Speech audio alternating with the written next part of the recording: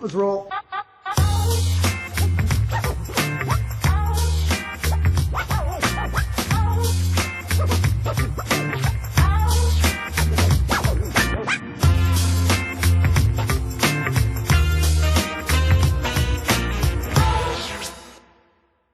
I'm not a big cocktail drinker, but I do make cocktails for other people. And over the years, it occurred to me that almost every cocktail I was making had three things in it.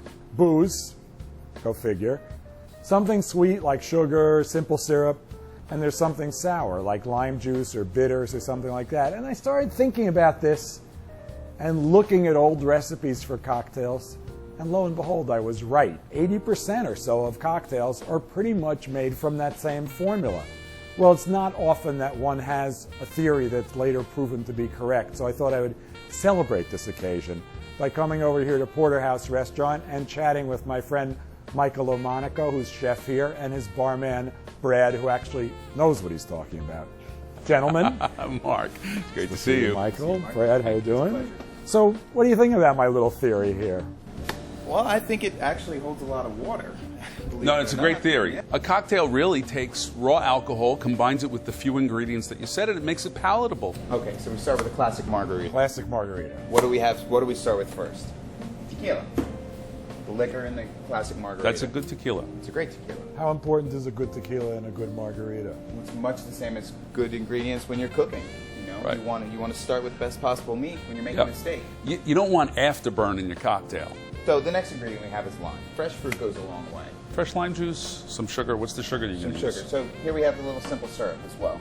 Very important. Very important ingredient. And very difficult to make, I might add. Very difficult to make, absolutely. But once again, a very, very important ingredient used in bars all over the city. Well, I mean, it's not really difficult to I was make, kidding. right? Don't you know sarcasm when I you do, hear it? I do, but I want to demystify it. Yeah, so go ahead, demystify It's water it. and sugar. A cup water of and water, a sugar. cup of sugar, bring it to a Boiled. boil, and that's it. And the great thing about it is it's obviously completely sweet. It dissolves instantly. Right, so the syrup makes the drink more palatable rather than just granulated sugar. Right.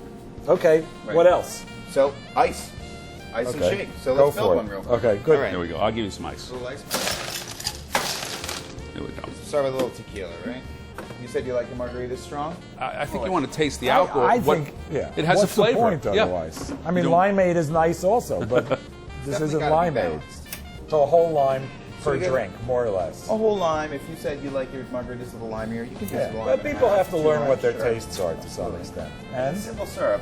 The lesson about simple syrup is a little goes a long way. It's sweet stuff, you know? I'm going to start with just a little bit. all that. That wasn't very much, Two yeah. teaspoons. Absolutely. Let me do a little shake. What kind of glass are you use? Rock spice. There we go.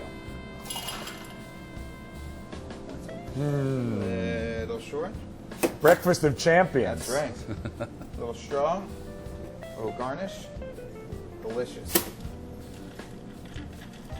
Gentlemen, Now that even looks good. well, it's the way I like it because it's really strong. You can taste the tequila. You can taste that it's decent tequila, and got a lot of lime in there. It's not that sweet. Now, what happens what if I do the same thing with vodka? Do you call it something different? Sure. What do you call it? Collins.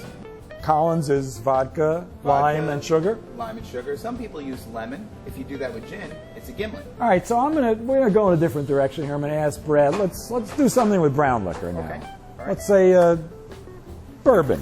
Bourbon. Michael likes bourbon. So, yeah, bourbon. If you don't want to drink it straight up, you want that in a cocktail. I want a cocktail with bourbon. Prove your theory. A Manhattan. Manhattan. Right? Right. We're in Manhattan. We got to drink a Manhattan. We got to take Manhattan. You're something sweet. Vermouth. Sweet vermouth. So what are Okay. we missing? Some sour. Some bitters. Some sour. Something bitter. Or bitter, right. Bitters. So, bitters. Okay. We have little bitters. Okay. Classic components of a Manhattan.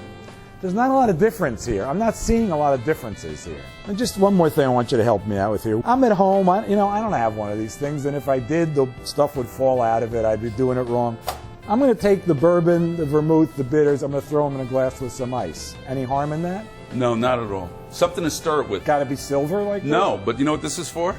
This is when you make a pitcher.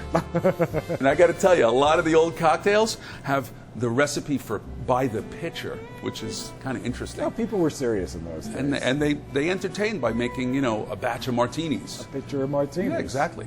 So how great is this? I have this theory. I go do research. It seems like it's correct. I come here and talk to the experts. I look like a genius. Guys, thank you very much. I think I deserve this. Ciao.